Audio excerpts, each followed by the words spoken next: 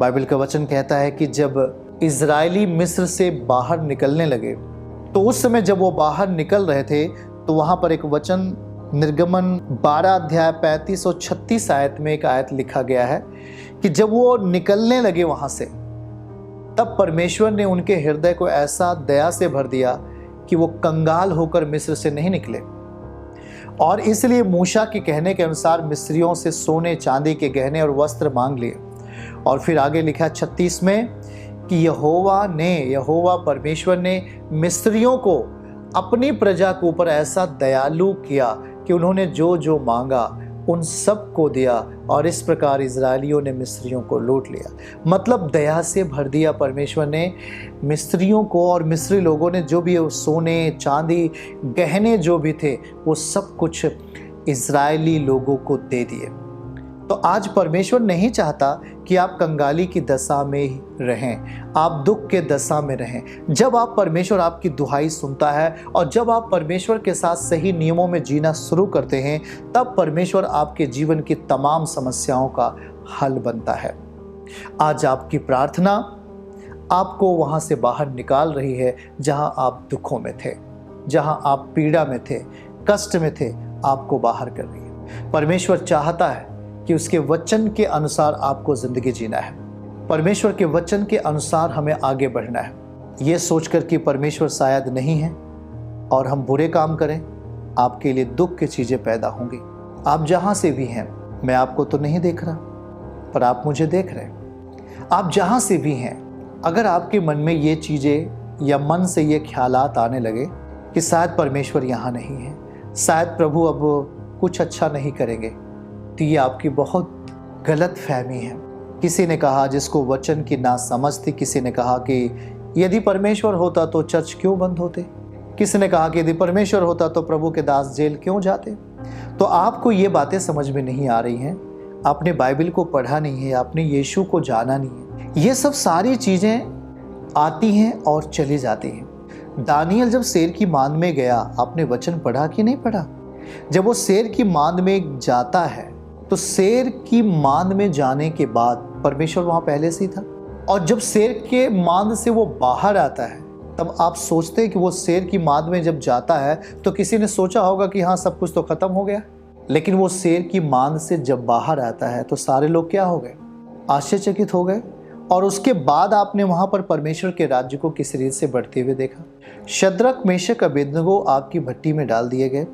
डालने के जब वो डाले जा रहे थे तब की दशा बहुत दर्दनाक थी, लेकिन उन्होंने अपने विश्वास की अवस्था को नहीं खोया, और यही कारण है कि उनके जब वो जीवित बाहर आते हैं तब वहाँ की सारी परिस्थितियाँ बदल चुकी थी। पतरस जेल में था, पौलुस जेल में था, सिलास जेल में थे, प्रभु के कई अभिषिक्त जेल गए। पर यह नहीं कि परमेश्वर आपका साथ छोड़ देगा, पर यह नहीं कि परमेश्वर आपको नाश करना चाहता है। वो उसकी योजनाएं मनुष्य नहीं समझ सकते। आपको वचन मालूम है, जब यशायाह 55 अध्याय वचन 7 और 8 पढ़ेंगे तो वहाँ पर कुछ ऐसा लिखा गया है जिसे आपको लिख लेना चाहिए, और आपको ये समझना चाहिए कि परमेश्वर सारी बातें मिलकर अच्छा ही करेंगे। तो वहाँ पर अगर हम पढ़ें यशायाह 55 अध्याय में जाएंगे और हम 6, 7, 8 वचन को पढ़ेंगे, तो वहाँ एक बहुत ही अद्भुत बात लिखी गई है जिसे आपको जानना ज़रूरी है। देखिए क्या लिखा गया वहाँ पर, जल्दी से हम वहाँ पर पढ़ लेंगे। लिखा है कि जब तक यहोवा मिल सकता है उसकी खोज में रहो, कि यहोवा कहता है कि मेरे विचार और तुम्हारे विचार एक समान नहीं।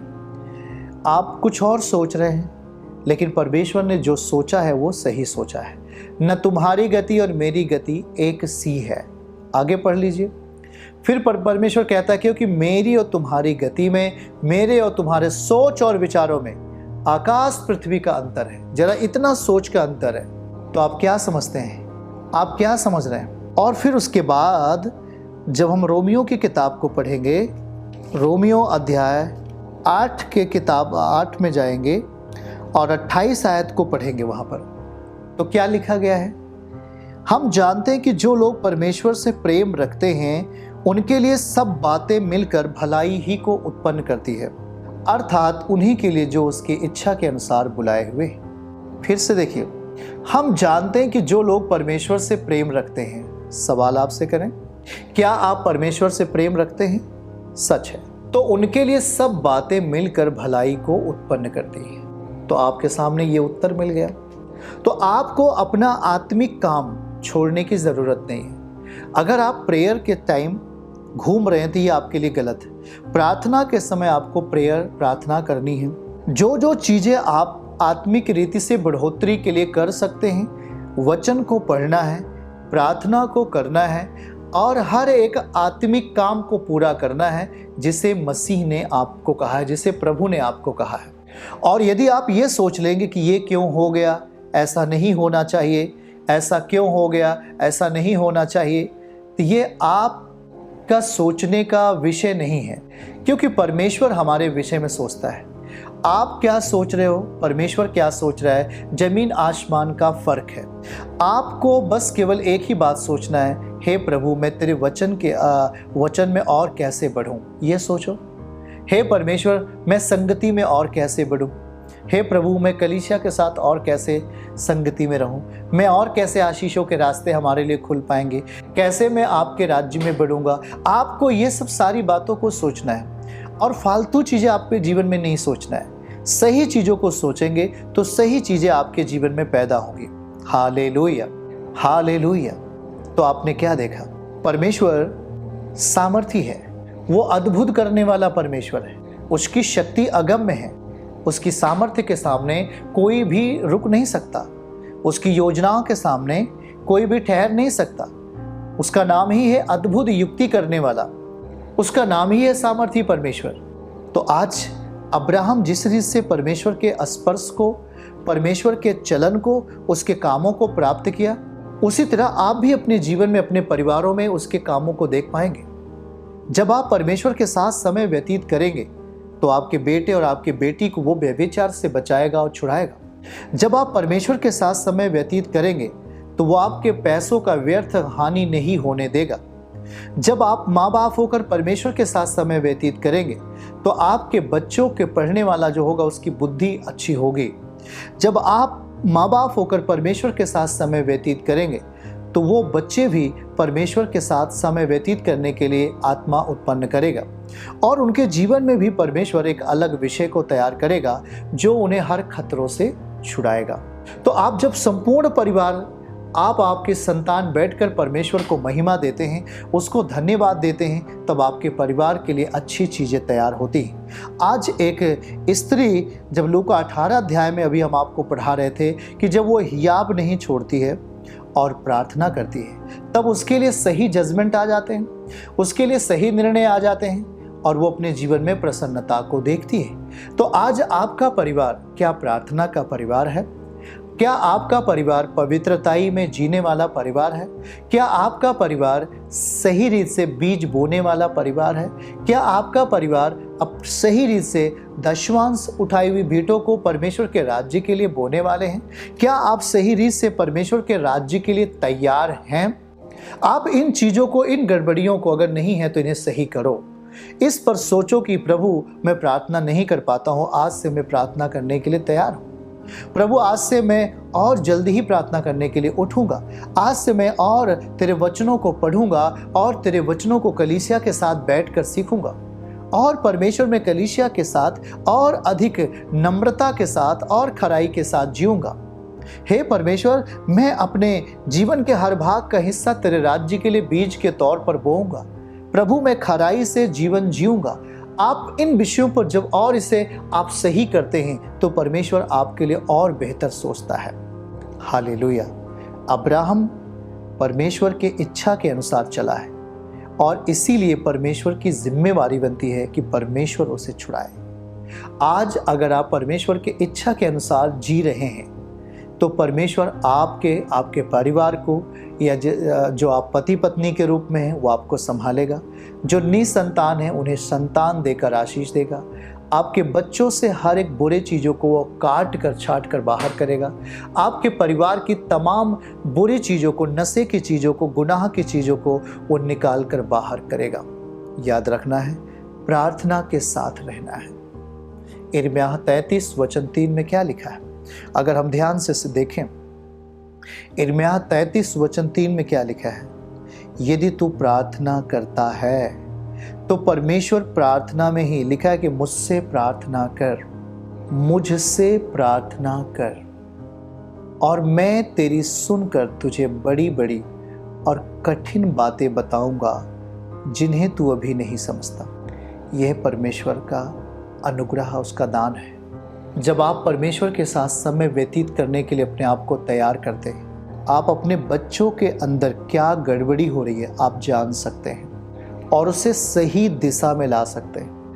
अगर आपका बेटा, अगर आपका बेटी बिगड़ गया है, वो पाप में चला गया, ब्लू फिल्म देखता है, गंदे चीज़ों को देखता है, फ़ोन पर व्यर्थ बातें करता है, अगर आप स्पिरिचुअल हैं, यदि आप परमेश्वर के साथ राइट हैं, आप परमेश्वर के साथ सही हैं, तो आप उन हर चीज़ों को महसूस कर लेंगे जो आपके बच्चे के जीवन में, आपके बेटी के जीवन में, आपके और घराने के जीवन में क्या चीज़ें हैं, उससे आप जान पाएंगे। वही चीज़ लिखा है कि मुझसे प्रार्थना कर। कठिन बातें हैं, बड़ी बातें और कठिन बातें। अपनी बेटी के रिश्ते को कहाँ करना चाहिए, और यदि आप एक आत्मिक व्यक्ति हैं तो आप उन बातों पर संतुष्ट होंगे जो आत्मिक रीति से आपके सामने प्रकट हो रही हैं। और यदि आप आत्मिक नहीं हैं तो आप सही चीज़ों को भी गलत ठहरा सकते हैं। इसलिए बाइबल कहता है कि मुझसे प्रार्थना कर। अब्राहम क्या था? प्रार्थना करने वाला। और जब वो प्रार्थना किया तो अबीमेलेक के बहुत सारे स्त्रियों, जब वहाँ दास दासियाँ थीं, उनके गर्भ खुल गए। परमेश्वर ने आशीष दिया, उसकी पत्नी को भी बचा लिया और बहुत सारी आशीषें भी गाय, भेड़, बकरी, बैल अबीमेलेक के द्वारा प्राप्त हुई। आज आपके लिए भी परमेश्वर यही इंतजाम करना चाहता है। वो आपके बच्चों को बिगड़ता हुआ नहीं देख सकता, आपके संतानों को हानि होते हुए नहीं देख सकता, आप मुकदमे में आप फंसे रहें, ऐसा वो नहीं चाहता है। परमेश्वर आपके जीवन के लिए इसी रीति से काम करना चाहता है जैसे प्रभु आपको सिखा रहा है। मुर्गी अपने बच्चों को अपने पंखों तले छुपा लेती है, वो बुला लेती है कि मेरे पंखों तले आके छुप जाओ। जो बच्चे पंखों तले छुपने के लिए तैयार होकर आ जाते हैं वो बच जाते हैं। आज प्रभु भी यही कहता है मत्ती 11:28 में, हे सब परिश्रम करने वाले, बोझ से दबे हुए लोगों, मेरे पास आओ और मैं तुझे विश्राम दूंगा। वो विश्राम देने के लिए तैयार है, पर आपको आत्मिक प्रक्रिया करना पड़ेगा। आपको प्रार्थना के साथ जीवन जीना पड़ेगा। अगर आपको भेद की बातें जानना है, कठिन बातें समझना है, तो आपको प्रार्थना के साथ आना है, आपको कलीसिया के साथ प्रार्थना में आना है, आपको वचन को ध्यान देकर सुनना है, आपको अपनी ज़िंदगी में हर एक आत्मिक रास्ते को अपने जीवन में फॉलो करना है, पूरा करना है जो परमेश्वर आपको सिखा रहा है। आज बहुत सारे बच्चे जो जवान लोग हैं वो आज बिगड़ गए, वो आज नशे में चले गए, वो आज व्यभिचार में चले गए। कारण ये है, वो पहले बहुत अच्छे प्रार्थना करने वाले थे, वो पवित्रताई में जीने वाले थे, वो संगति में अच्छा समय व्यतीत करते थे और वो अपने परिवार के लिए आशीष के कारण थे। लेकिन ऐसे कई लोगों को देखा गया जिन्होंने अपने जीवन में यहोवा का भय मानना छोड़ दिया, प्रार्थना करना छोड़ दिया, तो उनकी ज़िंदगी के जो अगुवाईपन था वो भी उनकी ज़िंदगी से समाप्त होने लगा। अब उनकी ज़िंदगी में क्या हो रहा है? अब उन्हें पढ़ना अच्छा नहीं लगता, अब उन्हें फ़ोन पर बात करना अच्छा लगता है, अब उन्हें इधर से उधर घूमना अच्छा लगता है, अब उन्हें सांसारिक चीज़ों से अधिक मेल मिलाप करना अच्छा लगता है। ये चीज़ें कहाँ से आ गई? पहले तो ये चीज़ें आपको बुरी लगती थी, पर अब अच्छी क्यों लग रही हैं? क्योंकि आपने अनुमति गलत चीज़ों को दे दिया, आपने गलत चीज़ों की अनुमति दे दी। आप प्रार्थना के लिए उठते थे, अब आप प्रार्थना के लिए नहीं उठते हैं। पहले आप माता पिता का आदर करते थे। जवान लोग ध्यान से सुनना, अब आप अपने माता पिता का आदर भी नहीं कर पाते हैं। आपकी भाषाएं विपरीत हो गई हैं, आपका व्यवहार कुरूप हो गया है, जिससे परिवार में कलह पैदा हो गया है। याद रखें कि यदि माता पिता के बच्चे बिगड़ जाएं, परिवार में कलह की शुरुआत होती है, वहाँ शांति नहीं रहती है, वहाँ पर कमजोरी, गरीबी और तमाम लड़ाइयों का जगह बन जाता है।